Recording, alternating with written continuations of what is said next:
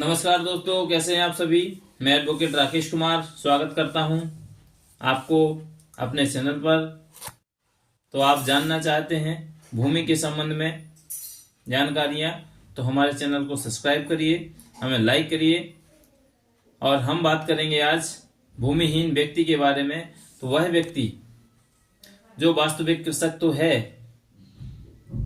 और जो अकेले या अपने कुटुंब के साथ, जो उसके कुटुंब के सदस्य हैं के साथ संयुक्त रूप से भूमि धारण करता है, लेकिन उसके हिस्से में जो भूमि प्राप्त होगी वह भूमि शासन की गाइडलाइन से कम है, तो वह भूमिहीन व्यक्ति माना जाएगा।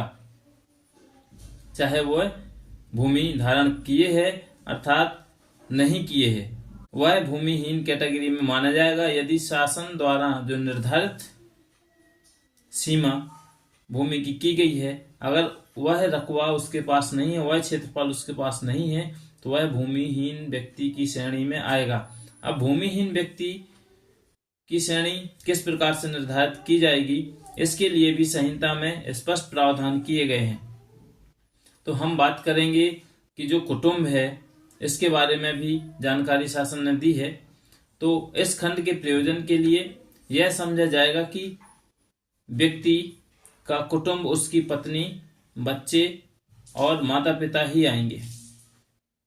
इसके अलावा यदि उसका बड़ा परिवार है तो वह नहीं आएगा, मात्र उसके माता पिता, उसके बच्चे और पत्नी को ही लिया गया है शासन के द्वारा।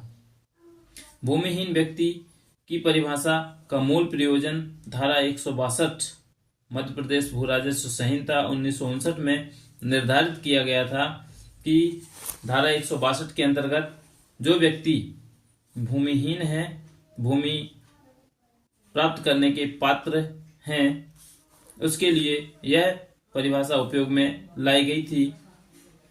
उस धारा के निरस्त हो जाने पर, वह आगामी समय में शासन द्वारा निरस्त कर दी गई, तो उस धारा के निरस्त हो जाने पर इसका अधिक उपयोग नहीं रहा और पुनः इस धारा को शासन ने अपने भूमि संशोधन अधिनियम 2013 की धारा 2 में धारा 162 को पुनः अंतः स्थापित किया और जो भूमिहीन व्यक्ति थे उनके लिए उन्होंने अनाधिकृत कब्जे के रूप में भूमि प्राप्त करने के लिए निर्धारित किया।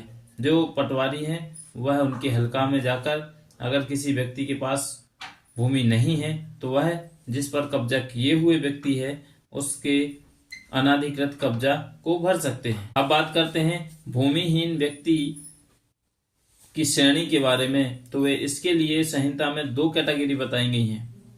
जो प्रथम कैटेगरी है, ऐसा व्यक्ति पूर्वोक्त खंड डा जो परिभाषित किया गया है उसके रूप में वास्तविक कृषक होना चाहिए। पहली बात जो है वह व्यक्ति कृषि कार्य करता हो और वास्तविक कृषक होना चाहिए, चाहे उसके पास भूमि हो अथवा ना हो।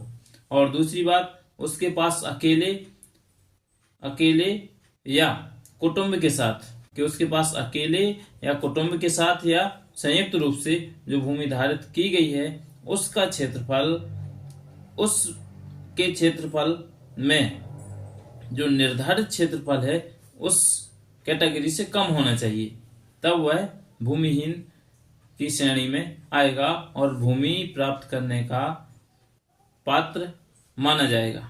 इस प्रकार से संयुक्त रूप से जो भूमि धारित की जाती है उसमें क्षेत्रफल के ऊपर निर्धारित किया गया है कि उस व्यक्ति का क्षेत्रफल भूमि का कितना है। इस प्रकार से स्पष्ट है कि भूमिहीन व्यक्ति और भूमि प्राप्त करने का अधिकारी किस प्रकार से माना गया है।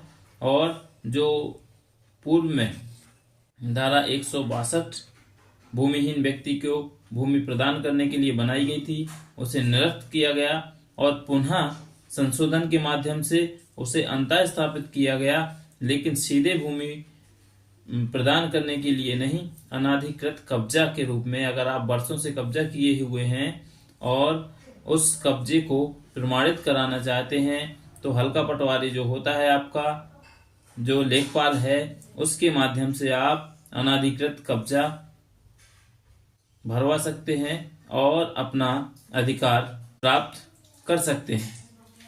तो इस प्रकार आप हमारे चैनल पर बने रहिए, आपको भूमि के संबंध में नई नई जानकारियां प्राप्त होती रहेंगी और हम लगातार प्रयास ये कर रहे हैं कि आपको ज़्यादा से ज़्यादा भूमि के संबंध में जानकारियां दे पाएं और आपको अपनी भूमि पर आ रही समस्याओं के बारे में ज़्यादा से ज़्यादा जानकारी प्राप्त हो सके, ताकि आप अपनी समस्याओं का आसानी से हल निकाल सकें।